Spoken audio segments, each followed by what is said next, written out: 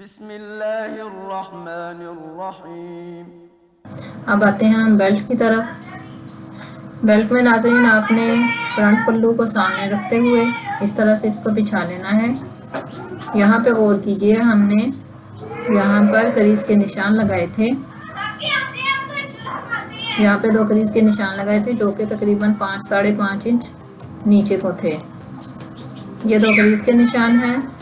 5.5 inch नीचे तक यहाँ पर प्लेट डलेगा। प्लेट को हम इस तरह से लगाएंगे कि शुरू में हम आधा इंच का मार्जिन रखते हुए आखिर पर लाते हुए आहिस्ता आहिस्ता मशीन को नीचे उतार देंगे।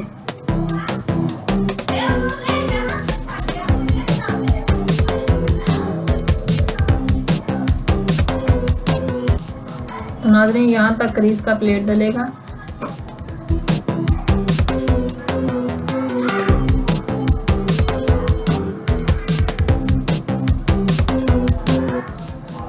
यहाँ पे आप आधा इंच तकरीबन रखेंगे, टोटल 1 इंच बन जाएगा क्योंकि ये डबल है। ये हमेशा फ्रंट पल्ले में बनेगा जहाँ पे हमने बेल्ट लगाना है, और पीछे वाले हिस्से में लास्टिक का बेल्ट डलेगा। ये प्लेट डालने से करीज बहुत अच्छी बनती है और बिल्कुल सेट बैठती है। इस्त्री करने में भी करीज का निशान बहुत अच्छा बनता है जो कि पहनने में खूबसूरत लगता है। ये इसी तरह से दूसरी साइड पे हम डालेंगे।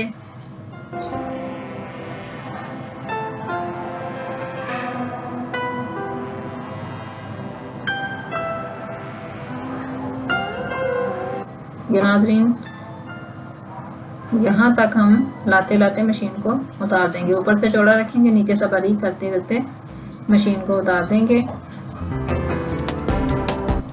जी, तो अब आती है बारी इसकी बेल्ट और लास्टिक लगाने की। यहाँ अगले हिस्से में तकरीबन 9 इंच का बेल्ट बनेगा जो कि हम चेपी से बनाएंगे टफ के साथ, और पीछे जो है वो लास्टिक लगेगा। ये हमारे पास आ गई है टफ। टफ को हम तकरीबन 9 इंच लंबाई में काटेंगे और उसके पीछे जो है लास्टिक लगेगा।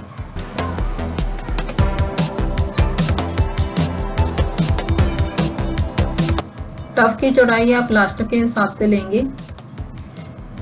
लंबाई जी मैं इसकी 9 इंच ले रही हूँ। क्रीज के निशानों तक इसकी लंबाई आप ले सकते हैं।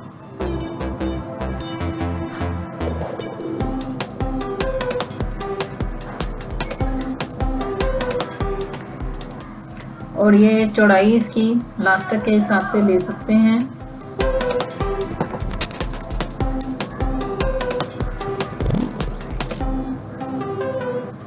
ये मैं तकरीबन आधा इंच और 2 सूत्र ले रही हूँ।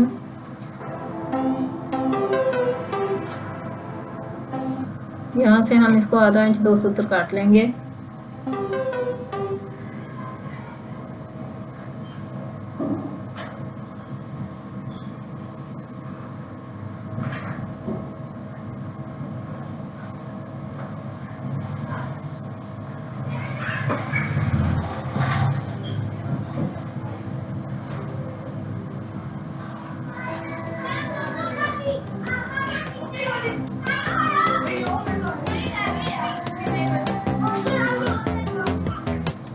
यहाँ पे हम इसको इस्त्री के साथ प्रेस के साथ लगा देंगे चिपका के, और लास्टिक का ये इस तरह से मार्जिन रखेंगे इस तरह पीछे।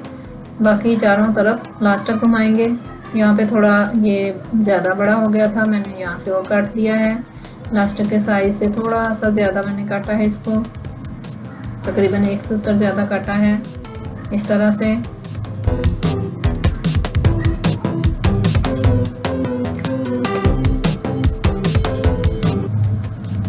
यहाँ पे मैं इसको फोल्ड करके हाफ कर रही हूँ। फोल्ड करने से ये होगा कि अब बेल्ट दोनों साइड पे एक जैसा बनेगा। ये है दरमियान वाली हमारी आसन की सिलाई और साइडों पे क्रीज के। तो दरमियान में जो हमने इसका हाफ निकाला था उसको बिल्कुल आसन की सिलाई पे रखते हुए दोनों तरफ फैला दें। ऊपर से मोड़ने का मार्जिन रखें और उसके बाद इस तरह से ये फोल्ड हो जाएगा। चलिए पहले हम इसको इस्त्री कर लेते हैं। आसन की सिलाई को अंदर से चीर कर इस तरह से इस्त्री कर लें। इस तरह से सिलाई दोनों तरफ एक जैसी मोटी बैठेगी और एक साइड पे कपड़ा इकट्ठा नहीं होगा। सिलाई करने के बाद ऊपर से छोड़ने का मार्जिन छोड़कर दरमियान को आसन की सिलाई में रखते हुए दोनों तरफ एक जैसा बढ़ा दें ताकि हमारा बेल्ट बिल्कुल दरमियान में बैठे। इस तरह से देखें, ये बिल्कुल दरमियान में है और ये हाफ इस तरफ और हाफ इस तरफ है। अब इसको प्रेस के साथ चिपका दें।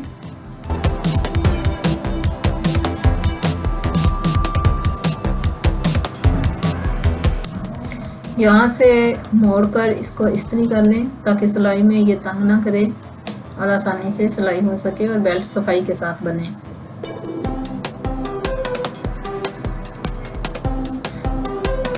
और इसको इस तरह से मोड़ने और पूरा बेल्ट बनाने के बाद दोबारा प्रेस कर लें।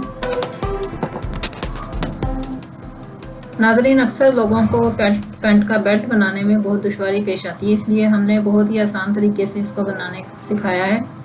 और एक बात जो अहम बात जो मैं आपको बताना चाहती हूँ कि इसमें चूँकि हमने अक्सर जो है बेल्ट अलग से लगाया जाता है, लेकिन हमने इसका मार्जिन कपड़े के अंदर ही रखा था। हमने 1 इंच ज़्यादा कपड़ा रखा था इसके लिए, तो इसलिए इसके अंदर से ही बेल्ट बनाना सिखा रही हूँ।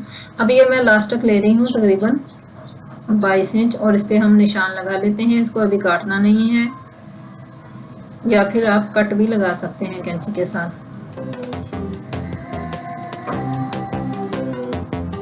इस तरह से कैंची से कट लगा लें और निशान भी लगा लें। ये तकरीबन 22 इंच लंबाई की इलास्टिक है जो कि हम इसके चारों तरफ लगा देंगे।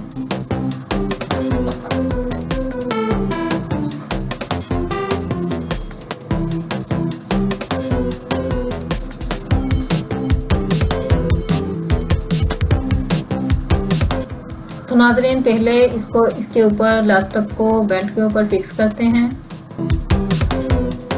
और इसका नेफा बना लेते हैं।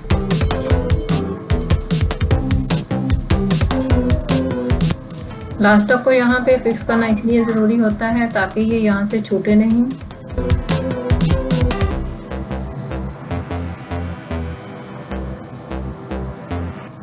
और नेफा बनाते हुए परफेक्ट बैठे।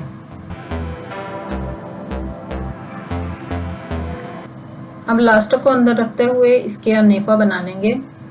याद रहे, सिलाई नेफे की सिलाई लगाते हुए आपने ध्यान ये रखना है कि सिलाई जो है वो इलास्टिक के ऊपर बिल्कुल ना लगे, बल्कि सिर्फ कपड़े के ऊपर लगे और इलास्टिक पीछे रहे। यहाँ से हम इसका नेफा बनाना स्टार्ट करते हैं।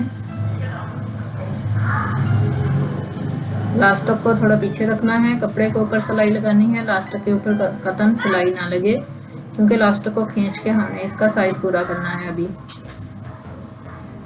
चलें स्टार्ट करते हैं।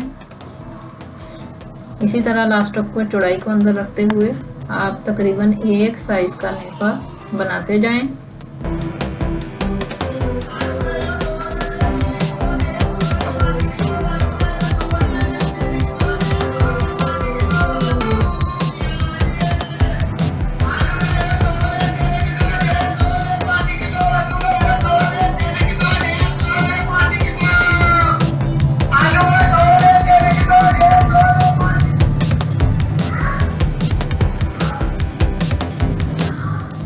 नाज़रीन, यहाँ पे हम दोबारा बेल्ट तक पहुँच चुके हैं। यहाँ से सिलाई रोकते हुए मशीन उतार लें। अब आपने क्या करना है, अब आपने इलास्टिक को खींचना है और जितना हमने कट लगाया था और निशान लगाया था उस निशान को बाहर लेके आना है, ताकि जितने साइज का हमने इलास्टिक लेना है वो अंदर रहे, बाकी बाहर खींच लें। ये इस तरह से बल एक जैसे करते रहें पीछे से।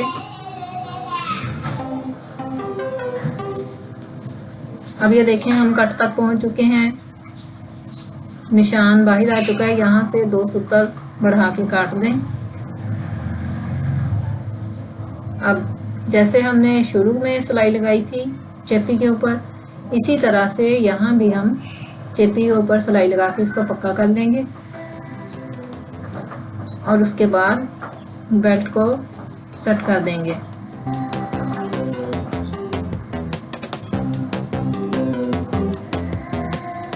तो नाज़रीन यहाँ भी इसको पक्का कर दिया हमने।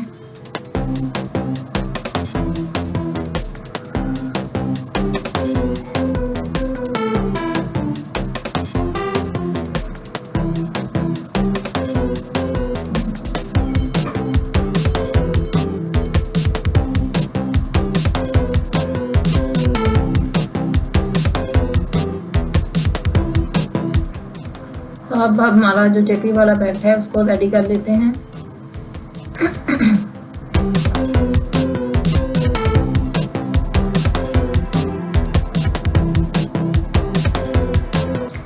तो नाज़रीन यहाँ पे हमने जिस जगह से सिलाई हटाई थी वहीं से हम दोबारा सिलाई को स्टार्ट करेंगे और पूरा बेल्ट रेडी करेंगे। बिल्कुल इसी तरीके से इसके किनारे पे सिलाई लगाते हुए क्रीज तक आए। उसके बाद यहाँ पे इसको मैं लास्टिक को इसलिए खींच रही हूँ ताकि पीछे वाली लास्टिक के जो बल हैं वो तमाम यकसा हो जाएं। एक जैसे बल होना बहुत ज़रूरी है, ये ना हो कि एक साइड पे आप ज़्यादा डाल दें एक साइड पे कम, तो वो क्रीज जो है वो सही नहीं बैठती। इस तरह से बार बार इसको खींचने से और छोड़ने से बल खुद ही एक से एक जैसे पड़ते हैं।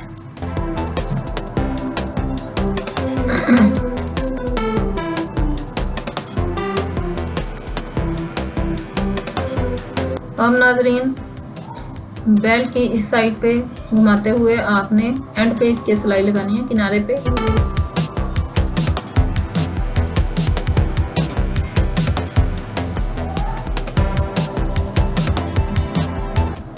इस तरीके से इसके किनारों पे सिलाई लगाते जाएं।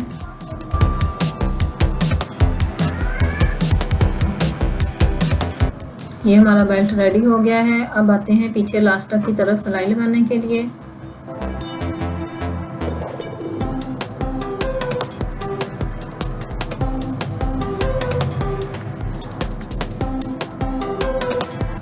यहाँ से पक्का करते हुए लास्टिक के बिल्कुल दरमियान में लेके आए, बखिए को ज़रा बड़ा कर लें।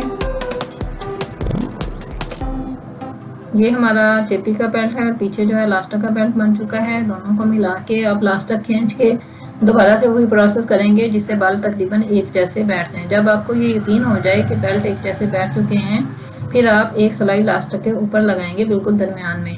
सबसे पहले बखिया सेट कर लेते हैं। बखिए को मैं बड़ा कर रही हूँ। उसके बाद इसको खींचते हुए लास्टिक के बिल्कुल दरमियान में सिलाई लगाते जाएं। याद रखें कि लास्टिक को खींच के ही रखना है।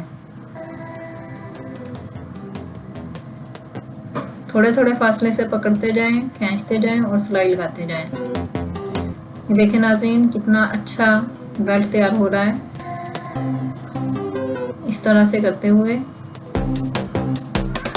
फिर बखिया कम करते हुए इसको बाहर की तरफ निकाल दें, फालतू धागे काट दें। सिलाई की सफाई यही होती है कि उसके फालतू धागे बर वक्त काटे जाएं। धागे लटकते हुए बुरे लगते हैं और गलत इंप्रेशन डालते हैं। अब हम इसको बिल्कुल सीधा कर लेते हैं। हमारी पैंट रेडी हो चुकी है।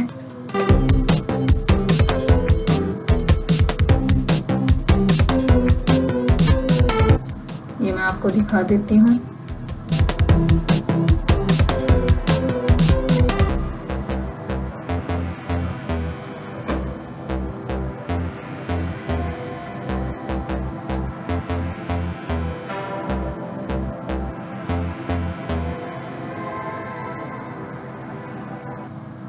ये देखें कितनी नफासत के साथ पैंट के कपड़े के अंदर से ही हमने बेल्ट तैयार कर लिया है।